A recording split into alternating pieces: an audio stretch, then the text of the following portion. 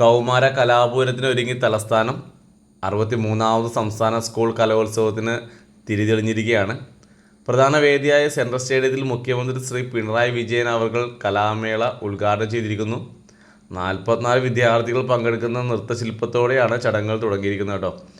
High school വിഭാഗം മോഹിനിയാട്ടമായിരുന്നു വേദിയെ ഉണർത്തിയത്. ഉരുൾപൊട്ടലിൽ തകർന്ന വയനാട് വെള്ളാർമല സ്കൂളിലെ വിദ്യാർത്ഥികളുടെ നൃത്തവും ഉദ്ഘാടന ചടങ്ങിൽ അരങ്ങേറിയിരിക്കുന്നു.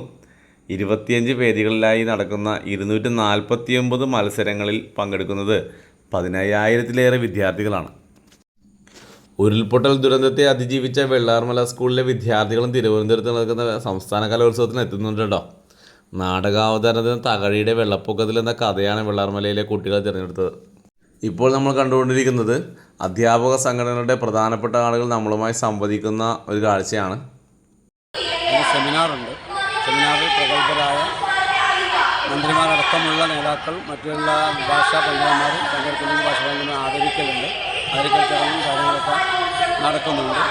അതുമായി ബന്ധപ്പെട്ട് 7-ാം തീയതിയോടുകൂടി അറബി കലോത്സവത്തിൻ്റെ എല്ലാ പരിപാടികളും അവസാനിക്കും. 63ാമത് സംസ്ഥാന സ്കൂൾ കലോത്സവം ആരംഭിച്ചിരിക്കുകയാണ്. നമ്മുടെ ബഹുമാനപ്പെട്ട DG ഷാനവാസ് സാർ പതാക ഉയർത്തി ഇപ്പോൾ ഉടനെ തന്നെ നമ്മുടെ ബഹുമാനപ്പെട്ട മുഖ്യമന്ത്രി കലോത്സവം ഉദ്ഘാടനം ചെയ്തു. 63ാമത് കേരള സ്കൂൾ കലോത്സവത്തിൻ്റെ ഔപചാരികമായ ചടങ്ങുകൾ ആരംഭിച്ചു. ഇന്നിപ്പോൾ രാവിലെ 9 മണിയോടുകൂടി ബഹുമാനപ്പെട്ട DG ഷാനവാസ് സാറ് പതാക ഉയർത്തി ചടങ്ങ് നടത്തി.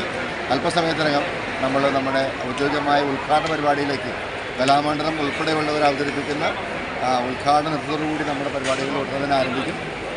സംസ്ഥാന സ്കൂൾ കലോത്സവം അനന്തപുരിയിലേക്ക് എത്തിച്ചേരുമ്പോൾ വളരെ വർണ്ണപ്പെടുത്താറുന്ന സ്വീകരണങ്ങളും വളരെ ഉദ്ഘാടന സമ്മേളനം എന്നിവയൊക്കെ മാമാങ്കമായി സംഘടിപ്പിക്കുന്നതിനാണ് ആലോചിക്കുന്നത്. വിദ്യാഭ്യാസ അറബി അധ്യാപക സംഘടനയായ KATF സംസ്ഥാന പ്രസിഡന്റ് അബ്ദുൽ ഹക്ക് മാഷ്, സെക്രട്ടറി ലത്തീഫ് മാഷ്, സംസ്ഥാന എക്സിക്യൂട്ടീവ് അംഗം ഞങ്ങളുടെ സ്വന്തം സുബൈർ സാർ എന്നിവരാണ് നമ്മൾ സംസാരിച്ചത്.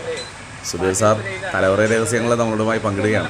നമ്മുടെ നാടൻ പച്ചക്കറി തന്നെയാണ് ഇവിടെ സെലക്ട് ചെയ്തിരിക്കുന്നതുകൊണ്ട് പച്ചക്കറി ഉൾപ്പെടെയുള്ള ഏറ്റവും നല്ല ഇതാണ് കുട്ടികൾക്ക് ഈ സംഘാടകർ കൊടുക്കുന്നത്. എവിടെ തിരിഞ്ഞു നോക്കിയാലും അവിടെയെല്ലാം പൂത്ത മരങ്ങൾ എന്ന് പറഞ്ഞ പോലെ എവിടെ തിരിഞ്ഞു നോക്കുന്ന സുബൈർ മാഷികൾ ഞങ്ങൾ കലോത്സവത്തിലെല്ലാം പോയി കഴിഞ്ഞാൽ നമുക്ക് ഏറ്റവും ഇമ്പ്രസ്ഡ് ആയിട്ടുള്ളൊരു സാധനം ഫുഡാണ്. നമ്മുടെ മനസ്സിൽ കൊണ്ട് ബന്ധങ്ങൾ ഊട്ടിയുറപ്പിക്കാന്ന് പറയാം. ഊട്ടിയുറപ്പിക്കാം. എന്തായാലും നമ്മുടെ തിരുവനന്തപുരത്തെ പത്മനാഭസ്വാമി ക്ഷേത്രത്തിൻ്റെ അല്ലെങ്കിൽ അനന്തപുരിയിൽ വന്നിട്ട് നമുക്ക് കിട്ടിയ ഭക്ഷണം വളരെ ഹൃദയസ്പൃക്കായിരുന്നു. നമ്മൾ കൊണ്ടുപോകുന്നതിൽ ഏറ്റവും പ്രധാനപ്പെട്ടത് ഒന്നിവരുടെ ആതിഥേയത്വവും പിന്നെ നല്ല സുഭിക്ഷമായ രസകരമായ ഫുഡും അടിപൊളി.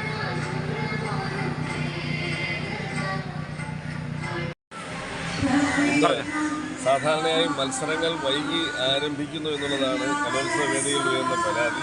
എന്നാൽ അറബിക് കലോത്സവം കൃത്യസമയത്ത് തന്നെ ആരംഭിക്കാൻ 9:30 ആയിട്ട് തന്നെ പരിപാടികൾ ആരംഭിക്കാൻ കഴിഞ്ഞു. ഇപ്പോൾ നടക്കുന്ന ഒരു പാട്ടോടുകൂടി ഇന്ന് ഉച്ചയ്ക്ക് മുമ്പുള്ള ആ സെഷൻ അവസാനിക്കുകയാണ്. ഇനി 1 മണിയാണ്. ഇത് ഏറ്റവും ആദ്യം ഏറ്റവും ആദ്യം ആരംഭിക്കുകയും ഏറ്റവും ആദ്യം തീരുകയും ചെയ്യുന്നത് അറബി കലോത്സവത്തിൻ്റെ വേദിയാണ്. തീർച്ചയായും പ്രത്യേകമായ അഭിനന്ദനങ്ങൾ. കലോത്സവത്തിൻ്റെ വിജയത്തിനായി വേദിയുടെ മുന്നിലും പിന്നിലായി പ്രവർത്തിക്കുന്ന ഒരുപാട് അധ്യാപകരുണ്ട് കേട്ടോ. അവരിൽ കുറച്ച് പേരെ നിങ്ങളുടെ മുന്നിൽ കാണിക്കുവാൻ സാധിച്ച സന്തോഷത്തിൽ GJ ട്രെൻഡ്സ് ആൻഡ് വൈബ്സിൻ്റെ ഈ സ്റ്റോറി തൽക്കാലം നമ്മൾ വൈൻഡപ്പ് ചെയ്യാണ് കേട്ടോ. അപ്പോൾ നമ്മുടെ ചാനൽ നിങ്ങൾക്ക് ഇഷ്ടമായെങ്കിൽ സബ്സ്ക്രൈബ് ചെയ്യാൻ, ലൈക്ക് ചെയ്യാനും മറക്കരുത്. Okay, good bye.